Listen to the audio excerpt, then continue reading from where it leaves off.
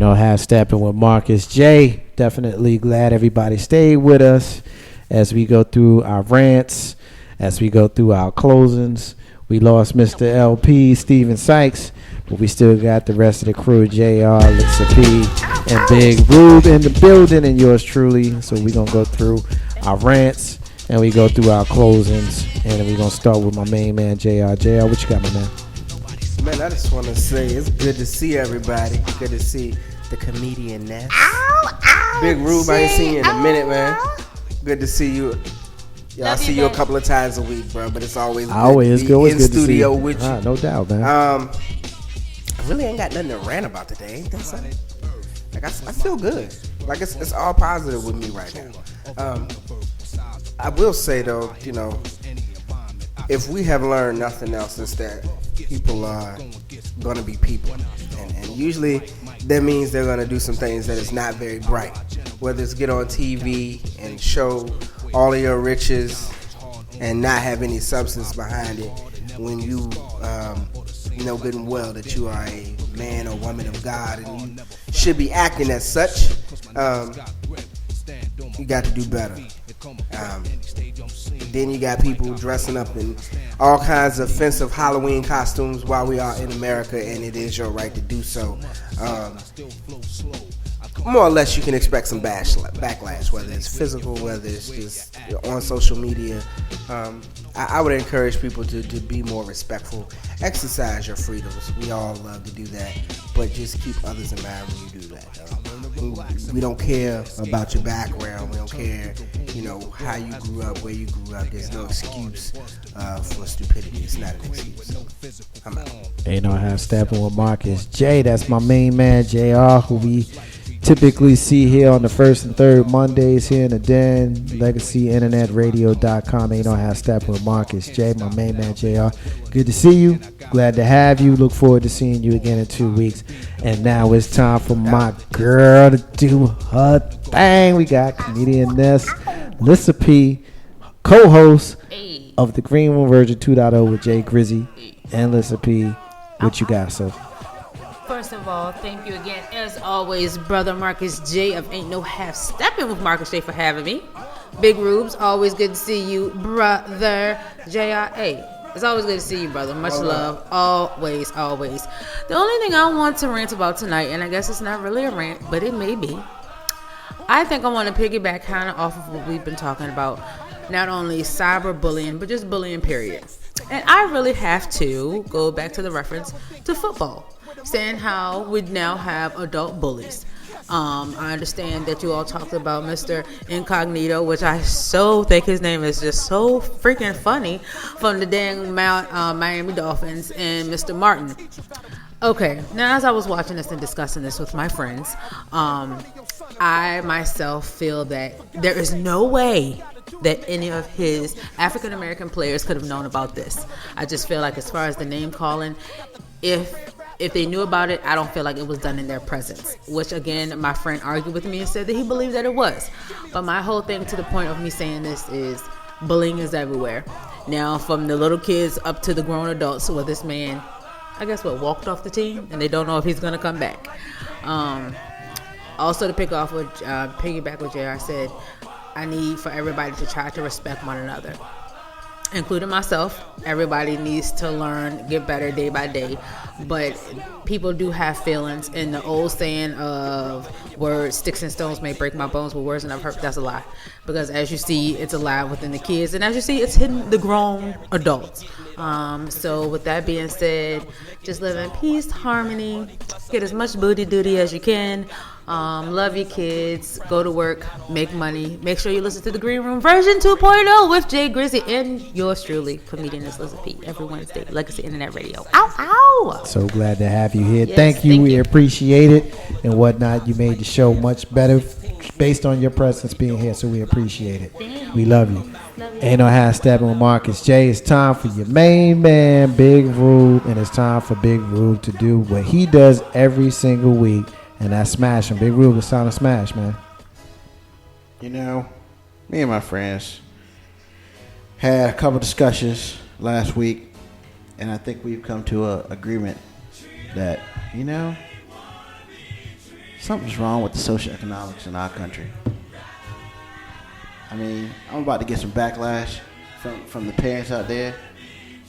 And I guess for record, I don't have kids. I got nieces and nephews. But, you know, man, I used to be a coach. I used to be a soccer coach. 12 to 14. It's great couple months of my life, you know. We did really well. We went 5-2, you know. I had kids who had won championships before on that team. I had kids who ain't never won a damn thing on that team. You know, but the parents of the kids who won were extremely happy because their kids had a good time. You know, it wasn't about winning for those kids. Because they won before, but they had a good time. They met some new friends and stuff like that, so it was great. Then the kids who had never won or never played before, their parents were happy because, you know, I had one parent come to me who was like, my kid has never won a game. He's been playing like 3 years. And this year, he is so happy to come to practice. He does all his schoolwork because one of my deals was, if your schoolwork ain't right or you act up and your parents say you can't play, I'm backing your parents. Because if your schoolwork ain't right and you ain't acting right, you can't play on my team. And that's just how it was, you know. And you know, I never had to not play a kid because their stuff wasn't right, you know. Because I knew when they got their progress reports, I knew when they got their grades. So like on practice, you know, I knew grades came out. I need to see some report cards. Brought the report cards. Everybody was good, you know. Now. That was many years ago, you know, and we got like second place or whatnot. We made the semifinals. We lost like 2-1 in the semis. Kids were heartbroken, you know, but I could tell they left it all out on the field. Everything was good, but you know, it's all about the passion of wanting to win, wanting to be better. You know, just when I met the kids, they were different. At the end of the season, they were better. They were better than when they were when they came. And that's what it was all about for me. But today, I mean, real talk, kids get certificates, kids get trophies just for playing. I don't know how I feel about that. You know, it's just, I feel like there is such things as winning and losing. You know, winning and losing has to be a part of competition. And the less that you treat your kid or have your kid learn about competition, my opinion is the worse they become, because when they get older and they lose, they don't know how to deal because they didn't know how to win, you know. And, you know, it's one of those things where one of my boys, he coaches basketball for a middle school team. And at the end of the season, you know, they get certificates for playing. I mean, it's trophies for playing. What the hell is a trophy for playing? Thanks for showing up. I mean, really, that's what the world is now. Thanks for showing up, you know. But the crazy part about it is that is what the world is like, you know. People feel like they need to get a pat on the back because they showed up to work. Really? How about you get a paycheck because you showed up to work? How about I don't need to sit here and say, hey, thanks for coming to work, JR. What kind of crap is that? Really? But you know, this new generation out here of kids, they expect that. They're just like, you know, if they don't get a promotion, why ain't you get a promotion? It's not your time. What do you mean it's not my time? I mean, I've been here 3 months. 3 months? Well, you need to be here longer than 3 months before you get that promotion. But you know, that's why our society is going to shit. Because you have kids who don't know how to succeed. They don't know how to lose. They don't know how to fail. You know, it's one thing to win all the time, and that's great. But you learn more when you lose, so you can come back better. Now, there's some people who just win all the time, but when they lose, they do the worst tantrum ever. You know, those are the people who go through life winning everything. You know, and then one day they're 24 and their girlfriend or boyfriend breaks up with them. Now they ready to go, you know, go post up in her job or his job or something with a semi-automatic because they don't know how to deal. You know, and I think in our country we start off kids so young about all you got to do is come to the race. All you got to do is visit. You know, just for being here you go, thanks. And the real world isn't like that. And I feel like that some parents, not all parents, because I would never do that. I feel like some parents aren't doing their due diligence as far as that goes. Because when it's all said and done, if you never lose, do you really win? I mean, that's the question. I don't think so. I think sometimes you got to take that L, whether you're 5 or 10 or 20. You got to take that L one day, man. And when you take that L, it's going to really determine what your next step is. But just coming to work, just visiting, just coming to practice, and hey, thanks for showing up. Here's a certificate. Hey, thanks for showing up. We're going to give you extra $500 bonus for showing up. What kind of bullshit is that? Nobody gave me extra $500 for showing up. And if you get an extra $5 for showing up, you need to tell me where you working, because I need to go there. But real talk, you know, I'm a little bit hard on people today. You know, some parents be like, he ain't got no kid, he don't know. You know what? I don't have children. But you know what? I work with enough to know how they deal with winning and losing. And when it's all said and done, if you don't win right, or even if you don't lose right in the future, you may just ultimately lose everything. It's Big Rube. It's a smash. I'm out. Ain't no half stepping with Marcus J. Big Rube, thank you so much for the smash. Did a good job as you always do. It's my time at this point to kind of go through all my thank yous and my closings. Want to thank everybody that listened to us on social media, everybody on Loud City and Tune In and MixLR. We got special thank yous go out to Michelle K. Robinson, to my main man said, what up, bruh? Live action captions. You heard his commercial earlier tonight, as well as our other sponsor, the Doctor of Optometry, Dr. Euphemia Huggins Williams. What up, Joy? Special thank you to S.Y. Butler, who gave us the Wealthy segment by phone. Thank you to everybody who listened to us on social media. Special thank you to Mr. LP Steven Sykes, who was with us for most of the show. My main man JR, who was here. Comedian S. Lissa P, who joined us. My main man Big Rube. Run down the. Also, special thanks to DJ Renee Melendez as well, who hit us up. Go down the show list on Mondays. Ain't no half stepping with Marcus J from 7 to 9:30.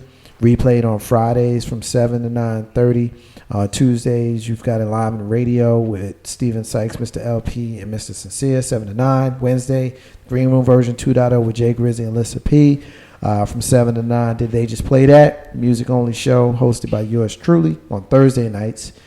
Friday, before the Ain't No Half Steppin' with Marcus J. Replay, we've got a Marley mix by Marley and the Family. Music mix usually starts around 5:30, 6 o'clock, taking you right up to 7. Did They Just Play That? Music only show all day Saturday. Music only Saturdays. Of course, culminating with Deep House Sessions with DJ Renee Melendez at 7 p.m. So we've got 6 days programming right here. Legacy Internet Radio. So it's my time to kind of go through and do my rant and my closing, and hopefully you guys will indulge me as you do every single week. Just start off by saying I love my friends because they bring so much to me, so much to my consciousness, and so much to my understanding week after week, especially with the social climate the way it is. Many people of different races and religions and political affiliations find themselves often at odds with those that they call their friends. You may something perceived as offensive, but your perspective leads you to feel that way. And you may hear something questionable that makes you want to speak out against those who feel the same way as the person who made those comments. It's difficult, but the older I get, the more I truly believe that I don't have to be an enemy to you to be an ally to me. Many in this country think that if you pro you got to be con them. You get folks in other cultures who have issues with BET and TV One and other things like that. And the prevailing argument is that it's unnecessary in our world where we live as equals. Well, I respectfully must remind those folks that feel that way in a country that has over 500 years of history, and 350 of those years saw the minorities of the country in servitude to the minority. The next 100 years in fear of reprisal, and only the last 50 years with true freedom as written in the Constitution. But we know how I really feel about that so-called true freedom. You know the part of the Constitution that says we're all men and women created equal. Well, someone forgot to tell some folks that, because all men and women certainly have not been created and treated equal. So when we had these conversations with people who see me as a conspiracy theorist, as a race baiter, or even a demagogue, I must remind you that while I may be, I'm only against those who are against me. For those who would like to have an honest debate about the facts, I shall happily engage. To those who show fear and discussing such things out of fear of hurt feelings and emotionally charged exchanges, yeah, I'll be happy to limit our conversations to Survivor, The Young and the Restless, and Monday Night Football. I had a friend tell me recently that she was surprised at me because of some of the things that I had said recently. My friend, she happens to be a white female Republican, and I, of course, a black male independent, openly discuss some of the ranks of race baiting and usually racially charged language. My friend had never heard me speak in such a way and was offended because, as a true fair-minded Republican, as she put it, and I'm paraphrasing, she did not feel it was appropriate that she be lumped in with the group that I had targeted with my rhetoric. And I reminded her that as an independent, I reserve the right to speak out on the nonsense that I see from both sides, Republican and Democrat, and that while there's good on either side, there's also a sinister side to both. And I guess that's the conspiracy theorist to me. And I'm pointing, I try to point it out, to her that, I don't have to be an enemy to her so that I can be an ally to me. I always speak about peace and fairness, but I also speak accurately. And while we shouldn't be afraid to talk, we also shouldn't be afraid to engage in fair, honest dialogue, devoid of emotion, so that we can try to understand each other. Your perspective may be different from mine, but neither is more important or more powerful. Cultural conditioning. They would rather see us emotional and at odds than rational, working together, divide and conquer. It may just be the oddest strategy of war. But it's funny how this country, which was founded by rich, powerful people, sought to keep their wealth and power intact while adding to their wealth at the expense of the people they're supposed to serve.